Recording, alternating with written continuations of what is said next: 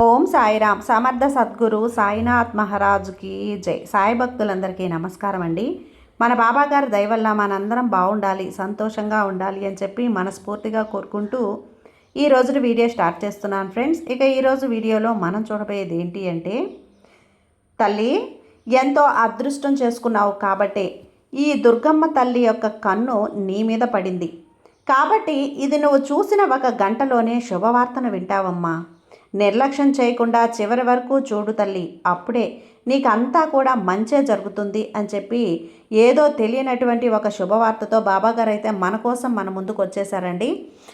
ఆ సందేశం ఏంటి, ఆ సందేశం రూపంలో బాబాగారు మనతో ఏం చెప్పబోతున్నారు వినే ముందుగా మన ఛానల్ని ఫస్ట్ టైం చూస్తున్నట్లయితే ప్లీజ్ సబ్స్క్రైబ్ చేసుకోండి ఫ్రెండ్స్. వీడియో నచ్చితే కనుక లైక్ చేసి సపోర్ట్ చేయండి. ఇక వీడియోలోకి వెళ్ళబోయే ముందుగా ఒక్కసారి, ఎక్కడెక్కడో మీరు జ్యోతిష్యం చెప్పించుకొని తృప్తి చెందకుండా, మనశ్శాంతి అనేది లేకుండా, మీ సమస్య అనేది ప్రాబ్లంకి ఆ సొల్యూషన్ అనేది దొరక్క మీరు అసంతృప్తిగా బాధపడుతూ ఉన్నట్లయితే ఒక్కసారి మనకు బాగా తెలిసినటువంటి గురువుగారు శ్రీ షిరిడి సాయిబాబా ఆశీస్సులతో జ్యోతిష్యం చెప్తున్నారు గురూజీ సుబ్రహ్మణ్యం రాజు గారు.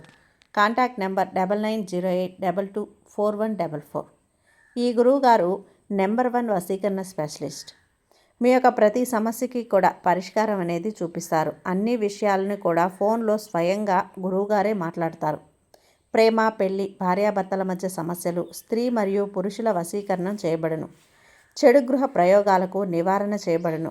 మీ యొక్క ఎటువంటి సమస్యనైనా సరే ఫోన్లోనే 24 గంటల్లో పరిష్కారం అనేది చూపిస్తారు. కాబట్టి నమ్మకంతో గురువుగారిని కాంటాక్ట్ అవ్వండి. మీరు ఎక్కడెక్కడో జ్యోతిష్యం చెప్పించుకొని అసంతృప్తి చెంది ఉంటే ఈ గురువు గారి దగ్గర ఒక్కసారి ఫోన్ చేసి మీ సమస్యకు పరిష్కారం అనేది తెలుసుకున్న తర్వాత మీ మనసు ప్రశాంతంగా ఉంటుంది.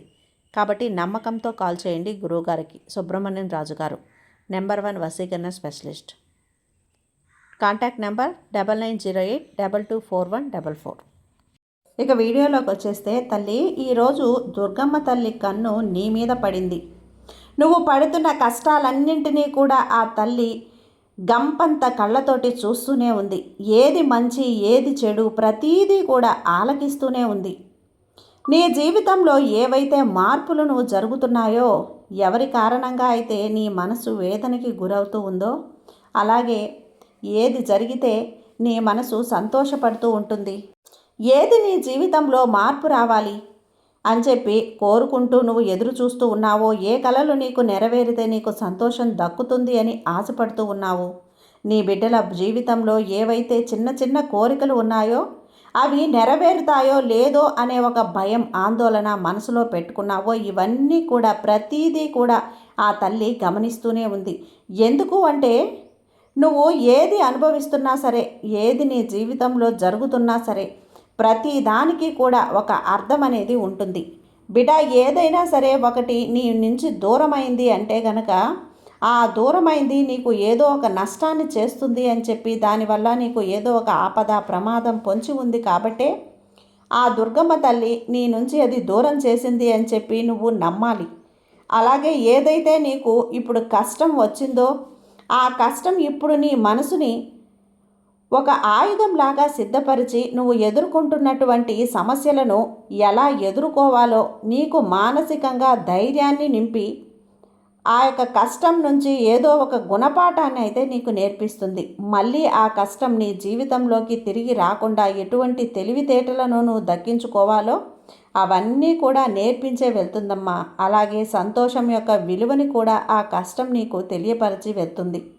కాబట్టి చంద్రుడు వెనకమాలే సూర్యుడు ఎలా అయితే ఉదయిస్తూ వస్తారో, అలాగే చీకటి వెనకాలే వెలుతురుకు అయితే అలా వస్తుంది. కష్టం వెనకమాలే సంతోషాలు కూడా, సుఖాలు, ఆనందాలు అన్నీ కూడా వస్తాయి. కాకపోతే ఏది శాశ్వతమని నమ్మకూడదు. వచ్చే కష్టాన్ని శాశ్వతం కాదు, అలాగని చెప్పి సుఖము శాశ్వతం కాదు. అన్నీ సుఖాలే, సంతోషాలే. కోరుకుంటున్నటువంటి కోరికలన్నీ కూడా నెరవేరుతూ ఉంటాయి. అంటే మనిషికి భగవంతుడే గుర్తుకు రాడు కదా తల్లి. ఇప్పుడు ఏదైతే కర్మలు ఉన్నాయో, ఆ నువ్వు పడుతున్నటువంటి కష్టాలు ఉన్నాయో, నువ్వు ఈ జన్మలో, గత జన్మలో నువ్వు చేసుకున్నటువంటి పాప పుణ్యాల కర్మ ఫలితాల వల్ల మాత్రమే ఇవన్నీ కూడా జరుగుతూ ఉన్నాయని భావించాలి. ఆ దుర్గమ్మ తల్లి ప్రతీదీ కూడా ఆలకిస్తూనే ఉంటుందమ్మా. ఈ రోజున ఆ తల్లి కన్ను నీ మీద పడింది కాబట్టి నీ అంత అదృష్టవంతురాలు ఇంకొకరు ఉండరు అని చెప్పి నేను చెప్తున్నాను. నువ్వు చేసుకుంటున్నటువంటి పుణ్యాలు, పూజలు, నువ్వు చేసుకుంటున్నటువంటి వ్రతాలు ఇవన్నీ కూడా ఈ రోజున నీ జీవితంలో దుర్గమ్మ తల్లి రూపంలో వెలుగులు నింపడానికే వచ్చాయి. అయితే కొన్ని చిన్న చిన్న మార్పులు నీ జీవితంలో చేసుకోవటం వల్ల నీ జీవితంలో నువ్వు పడుతున్నటువంటి కష్టాల నుంచి, నష్టాల నుంచి, బాధల నుంచి, దుఃఖాల నుంచి, ప్రతి దాని నుంచి కూడా నీకు విముక్తి అనేది లభిస్తుంది బిడ్డ. ఎందుకంటే ఆ దుర్గమ్మ తల్లి నీ కష్టాలను, కన్నీటిని తుడవటం కోసం మాత్రమే ఈరోజు ఈ సందేశం అనేది నీ చెవిని పడేలా చేసింది. కాబట్టి నువ్వు ఏదైతే కానీ ఒకరోజు నీకు కుదిరిన రోజున, నువ్వు కుదుర్చుకున్న రోజున, నువ్వు ఖాళీగా ఉన్న రోజున మర్చిపోకుండా గుర్తుంచుకొని మరి విజయవాడ కనకదుర్గమ్మ తల్లి గుడికి వెళ్ళి అమ్మవారి యొక్క ఆ దర్శనాన్ని చేసుకొనిరా. అలా దర్శనం ఎప్పుడైతే చేసుకుంటావో ఆ దర్శనం చేసుకుంటప్పటి నుంచి మరుక్షణం ఎవరైతే శత్రువులు నీ మీద పడి ఏడుస్తూ ఉన్నారో, నువ్వు బాగుంటే చూడలేకపోతున్నారు, నీ యొక్క ఎదుగుదలను తొక్కాలని చెప్పి చూస్తున్నారు, నలుగురిలో నిన్ను అవమానపరచాలని చెప్పి చూస్తున్నారు, నీకంటూ ఎటువంటి విలువ ఉండకూడదు, ఎక్కడా కూడా సందర్భం దొరికితే అక్కడ ఆ సమయం అనేది దొరికినప్పుడు ఎక్కడ నిన్నుకు చిన్న ఛాన్స్ దొరికినా కానీ నిన్ను అవమానపరచాలని చెప్పి 1000 కళ్ళతో ఎదురు చూస్తూ ఉన్నారు. అటువంటి వారి యొక్క ఆట అనేది తల్లి కట్టిపడేస్తుంది ఆ దుర్గమ్మ తల్లి. అలాగే నువ్వు పడుతున్నటువంటి మానసికమైనటువంటి వేదన, ఎందుకు ఇంత మానసికమైన వేదనని అనుభవిస్తున్నారో అది కేవలం నీకు మాత్రమే తెలియాలి. ఎందుకంటే ఇంత సుకుమారమైనటువంటి మనసు నీకు ఉండటం వల్లే కదా నీ జీవితంలో చిన్న చిన్న విషయాలను కూడా నువ్వు పెద్ద పెద్ద భూతద్దంలో చూసే ప్రయత్నం అయితే చేస్తూ ఉన్నావు బిడ్డ. వచ్చిన కష్టం అనేది గోరంత మాత్రమే, కానీ కొండంత కష్టంగా నువ్వు దాన్ని భావిస్తూ ఉన్నావు. నిన్ను నీ జీవితంలో కొంతమంది ఎగతాళులు చేయొచ్చు, అవమానపరచవచ్చు, అవహేళన చేయొచ్చు, కొంతమంది ఎందుకు పనికిరావని చెప్పి కూడా నీ మీద ముద్రలు వేయొచ్చు. అలాగే నీ దగ్గర డబ్బు లేకపోవచ్చు, బంగారం లేకపోవచ్చు, పేరు ప్రఖ్యాతులు లేకపోవచ్చు, కానీ ఏదైతే నీకున్నటువంటి మానవ జన్మ ఉందో నీ యొక్క మానవ జన్మే అన్నిటికంటే కూడా నీకు విలువైనది. ఈ సృష్టిలో, ఈ ప్రపంచంలో ఈ ప్రాణం కంటే విలువైనది ఆస్తి ఇంకొకటి మరొకటి లేదమ్మా. ఎందుకంటే ఎంత డబ్బు ఉన్నా కూడా ఒంటి నిండా రోగాలు పుట్టినప్పుడు ఆ డబ్బు ఏ విధంగా కూడా నీకు ఆ మనిషిని మనశ్శాంతిగా ఉంచలేదు. కాబట్టి సంతోషం, ఆనందం అనేది డబ్బుతో ముడిపడి ఉండదు, మనం చేసుకునేటువంటి పుణ్య కార్యాలతో ఉంటుంది. ఎప్పుడూ కూడా పాజిటివ్గా ఆలోచించాలి, అందరి మంచి కోరుకోవాలి, ఎవరిని కూడా నెగిటివ్గా ఆలోచించకూడదు, మనసుని ఎప్పుడూ కూడా నెగిటివ్గా మార్చుకోకూడదు. నువ్వు ఎంత ప్రశాంతంగా ఉంటావో నీ ఆరోగ్యం అంత చక్కగా ఉంటుంది, నీ మొహంలో ఒక రకమైనటువంటి కాంతి వికసిల్లుతూ ఉంటుంది. కాబట్టి నీలో ఉన్నటువంటి మానసిక వేదనకు దీనినైనా కానీ నువ్వు ఫుల్ స్టాప్ పెట్టేసి ఎక్కడి బాధలు అక్కడ వదిలిపెట్టేసే. ఎవరు ఏమనుకుంటున్నారు, ఈ పని చేస్తే నన్ను ఏమన్నా అనుకుంటారేమో, ఇక్కడికి వెళ్తే ఎలా ఉంటుందో అనుకుంటారేమో, అక్కడికి ఈ సమయంలో వెళ్తే ఎవరన్నా నన్ను కమెంట్ చేస్తారేమో, నన్ను వెతుకుతారేమో, నన్ను వేలెత్తి చూపిస్తారేమో అని చెప్పి నువ్వు ప్రతిదానికి కూడా భయపడుతూ బ్రతకూడదు. ఇక్కడ నువ్వు ఏ తప్పు చేయనంత కాలం కూడా నీకు నువ్వే రాజువి, నీకు నువ్వే రాణివి, నీకు నువ్వే. కాబట్టి నువ్వు ఒకరి కింద తలదించుకొని బ్రతకాల్సిన అవసరం లేదు. ఎవరైతే నిన్ను వేలెత్తి చూపిస్తారో, నిన్ను అవహేళన అవమానపరుస్తారో, నిన్ను తొక్కాలి అని చెప్పి చూస్తారో, రేపటి రోజున నువ్వు చేసే పనులను వెతకొచ్చు. నిన్ను నలుగురిలో కూడా ఒక దోషిలా చిన్నబుచ్చుకునే విధంగా అవమానపరచవచ్చు, అవహేళన పరచవచ్చు. కానీ ఎప్పుడైనా కానీ నువ్వు గుర్తుంచుకోవాల్సింది ఒక్కటే, మానసికమైనటువంటి సంతోషానికి మించినటువంటి ఆ ఆస్తి మరొకటి లేదు అని చెప్పి. కాబట్టి ఒకరి మాటలు ఎక్కడా కూడా నువ్వు వినద్దమ్మా. నీకు ఆరోగ్యం బాగాలేనప్పుడు ఎవరైతే నిన్ను ఎక్కిరిస్తున్నారో, ఎగతాళి చేస్తున్నారో వారు ముందుకొచ్చి ఒక 100 రూపాయలు కనుక నీకు ఎవ్వరు అటువంటప్పుడు ఇవ్వనప్పుడు ఒకరి గురించి నువ్వు అనవసరంగా ఆలోచించి నీ మనసును పాడు చేసుకోవటం వల్ల నీ మనసు ప్రశాంతత లేకుండా పోతుంది తల్లి. ఈ సమయం అనేది వృధా అయిపోతుంది. నువ్వు చేస్తున్న పని వల్ల నీకు శ్రద్ధ తగ్గిపోతుంది. నీ పని ఏది కూడా నీకు చెయ్యాలి అనిపించదు, మనసంతా నీకు పూర్తిగా డైవర్ట్ అయిపోతుంది. కాబట్టి ఎప్పుడూ కూడా ఒక్క మాట గుర్తుంచుకో, ఎప్పుడూ కూడా ఎదుటి వారి గురించి ఆలోచించి నీ విలువైన సమయాన్ని వృధా చేసుకోవద్దు. పోయిన క్షణం మళ్ళీ నీ కోసం తిరిగి రాదు. ఎవరు ఏది అనుకుంటారో అది ఆ భగవంతుడు చూస్తూనే ఉంటాడు. ఒక్కసారి ఒకరు నీ యొక్క నాశనాన్ని కోరుకుంటే కనుక వారి యొక్క నాశనాన్ని వాళ్ళు మళ్ళీ మళ్ళీ బొట్టు పెట్టి పిలిచి ఆహ్వానించుకున్నట్లే. కాబట్టి ఎవరు ఎన్ని అనుకున్నా కూడా ఎవరు వండుకున్నటువంటి వారు అన్నం తినక తప్పదు కదా.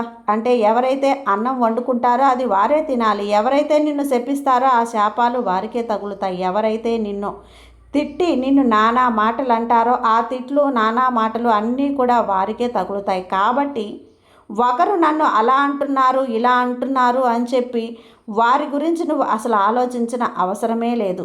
ఏదైతే కర్మ అనేది ఒకటి ఉంటుందో ఆ కర్మ అనేది ఖచ్చితంగా ఏదో ఒక రోజున ప్రతి మాటకి కూడా సమాధానం చెప్తుంది. బిడ్డ ఎప్పుడైనా కానీ ఇక్కడ అనేవాళ్ళు అంటూ ఉంటారు, వేలెత్తి చూపించేవాళ్ళు చూపిస్తూ ఉంటారు, తిట్టుకునే వాళ్ళు తిట్టుకుంటూనే ఉంటారు, సాటుమాటుగా తిట్టుకుంటూ ఉంటారు, చెవులు కొరుక్కునే ఉంటారు. మనం ఎంత మంచిదైనా కానీ మనల్ని ఏదో ఒక రకంగా దోషణలుగా నలుగురు కూర్చొని అమ్మలక్కలు అంటూ ఉంటే నలుగురు మగవాళ్ళు కూర్చొని రాంగ్గానే మాట్లాడుకుంటూ ఉంటారు. ప్రతి ఒక్క అడ్డమైన కుక్కకు కూడా మనం సమాధానం చెప్పాల్సిన అవసరం లేదు. నువ్వేంటో నీకు బాగా తెలుసు. నీ వెనక మాట్లాడుకున్న వాళ్ళ అంటే వారికి ఎటువంటి పని బాట లేక నీ జీవితం గురించే మాట్లాడుకుంటున్నారు. అంటే దానిని నువ్వు అర్థం చేసుకోవాలి తల్లి. నీ యొక్క విలువ అనేది అంత ప్రత్యేకమైనదనమాట. నేను వాళ్ళు చెయ్యలేనిది ఏదో చేస్తున్నాను కాబట్టే నన్ను ప్రత్యేకంగా చూస్తున్నారు అని చెప్పి, నేను వారు సాధించలేనిది ఏదో సాధిస్తున్నాను కాబట్టే నన్ను అంత ప్రత్యేకంగా చూస్తూ ఉన్నారు అని చెప్పి నువ్వు అర్థం చేసుకోవాలి. నీకు తెలియకుండానే నీ మీద విలువని పెంచుతున్నారు కాబట్టే, వారిలో లేనిది నీలో ఉంది కాబట్టే అది చూడలేక నిన్ను అవమానపరుస్తున్నారు, అది చూడలేక నిన్ను తిట్టుకుంటున్నారు, అది చూడలేక నిన్ను 10 మందిలో పలచన చేసే ప్రయత్నం చేస్తున్నారు, అవమానపరిచే ప్రయత్నం చేస్తున్నారు. అటువంటి అడ్డమైనటువంటి వెనకమాల ఉండి మాట్లాడుకునేటువంటి కుక్కల గురించి నువ్వు ఆలోచించాల్సిన అవసరం లేదు అని చెప్పి నువ్వు అర్థం చేసుకోవాలమ్మా.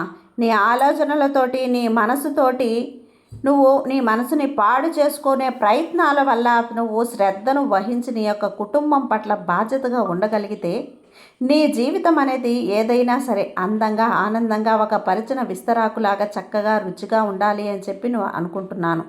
ఆ విధంగా నీ జీవితం మారుతుంది. నువ్వు ఈర్ష్యగా ఉన్నావు, లేదంటే ఒకరి యొక్క పతనాన్ని కోరుకుంటున్నావు, లేదా ఒకరి ఎదుగుదలను చూడలేకపోతున్నావు అంటే మదిలో ఏదైతే నువ్వు అనుకుంటూ ఉన్నావో గతిలో అదే జరుగుతుంది అని చెప్పి ఆ మాట ఎప్పుడైతే నువ్వు వింటావు కదా, అది తల్లి నీ జీవితంలో వర్తిస్తుంది. కాబట్టి మదిలో ఎప్పుడూ కూడా మంచే జరుగుతుంది అని చెప్పి కోరుకోవాలి. కానీ అలా అనుకుంటే నీ జీవితంలో నీకు అంతా మంచే జరుగుతుందమ్మా.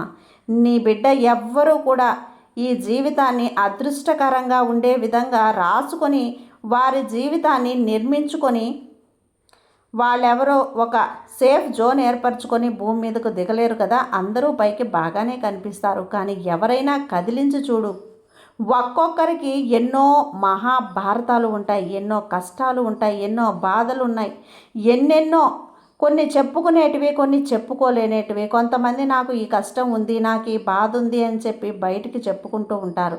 మరికొంతమంది ఏముందులే చేసే ఉపయోగం ఏమన్నా వస్తుందా, ఎందుకు అనవసరంగా ఈ ఉన్న పరువు కూడా పోగొట్టుకోవటం అని చెప్పి సైలెంట్గా ఉండిపోతారు. కాబట్టి చెప్పిన వారికి ఉపయోగం ఏమీ ఉండదు, చెప్పిన వారికి నష్టము ఏమీ ఉండదు. ఏది ఎలా ఎప్పుడు ఏ విధంగా జరగాలి అని రాసి పెట్టిందో అప్పుడు అది అదే విధంగా జరిగిపోతూ ఉంటుంది.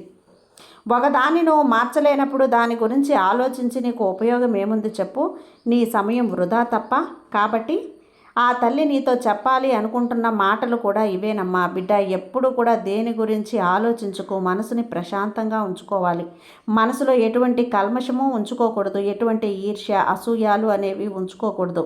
నువ్వు నలుగురితో నవ్వుతూ పలకరించగలిగితే పలకరించు, లేదా ఒంటరిగా ఉన్నా కానీ సంతోషం వైపు అడుగులు వేసుకునే ప్రయత్నం చెయ్యి. ఎప్పుడైనా కానీ ఏదైతే నిన్ను ఆకర్షిస్తూ ఉంటుందో అది మంచి చెడు ఆకర్షించినంత స్పీడ్గా ఆకర్షించదు అన్న విషయాన్ని గుర్తుంచుకో. మనం అనుకున్న వాళ్ళు మనలో ఏ విధంగా ఉంటారు, పరాయి వాళ్ళు మనతో ఏ విధంగా ఉంటారు, ప్రతీదీ కూడా నీకు బాగా తెలుసు. ఎవరైతే కేవలం వారి యొక్క అవసరాల కోసం మాత్రమే నిన్ను వాడుకుంటున్నారు, ఎవరికైతే నిన్ను కేవలం వారి స్వార్థం కోసం మాత్రమే అడ్డు పెట్టుకుంటున్నారు, ఇవన్నీ కూడా నువ్వు ప్రతిదీ తెలుసు కాబట్టి నీవు తెలిసిన వాటిని కూడా తెలియని వాటిని కూడా ఒక్కసారి వారి చేతిలో నువ్వు మోసపోయి కూడా మళ్ళీ మళ్ళీ మోసపోవడానికి నువ్వు సిద్ధంగా ఉన్నావు అంటే గనక అది ముమ్మాటికి కూడా నీ తప్పే అవుతుంది తల్లి. ఇక్కడ ఈ జగన్నాటకంలో జీవితం అనే నీ యొక్క జగన్నాటకంలో ఎవరి పాత్రను వాళ్ళు పర్ఫెక్ట్గా పోషిస్తున్నారు. ఇక్కడ ఒక్కొక్కరికి కూడా నంది అవార్డు గ్రహీతలు కూడా ఉన్నారమ్మా. లేని ఏడ్పులు తెచ్చుకోవడానికి, లేని బాధలు తెప్పుకోవడానికి ఎవరు దిష్టి పెడతారు అని చెప్పి భయపడుతూ ఉన్నవారు దాచుకోవడాలు, ఇక రకరకాలుగా మనసుల్ని కూడా నువ్వు జీవితంలో చూస్తూనే వచ్చావు. కాబట్టి నీకు స్కూల్లో నేర్చుకున్న పాఠాల కంటే కూడా నీ యొక్క జీవితంలో నేర్చుకునే పాఠాలే, గుణపాఠాలే ఎక్కువగా ఉన్నాయి. కాబట్టి తల్లి నీకు చెప్పాలనుకున్నది ఒక్కటే. కాబట్టి నువ్వు ఏదైనా కానీ ఒక శుక్రవారం నాడో, శనివారం నాడో, ఆదివారం నాడో, మంగళవారం నాడో రోజు ఒక విజయవాడకు వచ్చి నా దర్శనం చేసుకుని, కుదిరితే నా మెట్లకు పూజ చేసుకుంటూ దర్శనాన్ని చేసుకుంటే గనక నీకున్నటువంటి కష్టాలు, బాధలు, కర్మలు అన్నీ కూడా తీరిపోతాయి. నువ్వు ఏదైతే నీ జీవితంలో నువ్వు అనుకుంటున్నటువంటి లక్ష్యం ఉందో, ఏదైతే నువ్వు పనులు చెయ్యాలి అనుకుంటున్నావో, దానికి నీ శరీరం అనేది సహకరించే ఇబ్బంది పడుతూ ఉన్నావో అటువంటి సమస్యలన్నీ కూడా తొలగిపోయి నీకు నువ్వు శుభకార్యం జరిపించాలి అనుకున్న నీ ఒక ఆశ, కళ ఏదైతే ఉందో అది నెరవేరుతుందమ్మా. నీ బిడ్డల చదువులు, ఉద్యోగాల్లో సెలెక్ట్ అవ్వాలి అని చెప్పి అనుకుంటున్నావు. ఉద్యోగాలు ప్రతీదీ కూడా చెప్పుకుంటూ పోతే నీకు అంతా కూడా అనుకూలంగానే జరుగుతుంది, శుభంగానే జరుగుతుంది. కాబట్టి ఎప్పుడు కూడా ఈ దుర్గమ్మ తల్లి ఆశీస్సులు, ఈ అమ్మవారి ఆశీస్సులు నీ మీద ఎప్పుడు నిండుగా ఉండాలి అంటే గనక నిత్యం దీపారాధనతో ఉండు. ఈ శుక్రవారం కుదిరినటువంటి సంధ్యా సమయంలో కుంకుమ పూజ చేసుకునే ప్రయత్నం చేయి. అలాగే అమ్మవారి అష్టోత్తర నామాలు చదువుతూ ఉండు. ఎప్పుడు కూడా అమ్మవారిని దర్శించుకుంటూ ఉండు. నీకున్నటువంటి భయం, టెన్షన్, ఆలోచన, కంగారు ఇవన్నీ కూడా తగ్గిపోయి మనసంతా కూడా ప్రశాంతంగా, ఆనందంగా ఉంటుందమ్మా. నువ్వు అనుకున్న పనులన్నీ కూడా అనుకున్నట్లుగా సక్రమంగా నెరవేరుతాయి బిడ్డ. అందుకే చెప్పాను, దుర్గమ్మ తల్లి కన్ను నీ మీద పడింది. ఇక నుంచి ఒక గంటలో కాదు, ప్రతి క్షణం కూడా నీ జీవితం ఆనందమయంగా మార్చుకునే అదృష్టం ఏదైతే ఉందో అది కేవలం నీ చేతుల్లో మాత్రమే ఉంది. ఇటు మంచి చేసుకోవాలి అన్నా, చెడు చేసుకోవాలి అన్నా నీ చేతుల్లోనే ఉంది తల్లి, నీ చేతుల్లోనే ఉంది. కాబట్టి అన్నింటికీ కర్త, కర్మ, క్రియ అన్నీ నువ్వే. కాబట్టి నువ్వు ఏదైతే జరగాలనుకుంటున్నావో అది జరుగుతుంది బిడ్డ, ఖచ్చితంగా జరుగుతుంది. నీ బాబా మీద నమ్మకంతో ఉండమ్మా, నీకు అంతా మంచిగా జరుగుతుంది. నీ సాయి తండ్రి నీకు తోడుండగా నీకు భయం ఎందుకు చెప్పు. సర్వే జన సుఖినో భవంతు. జై సాయిరాం.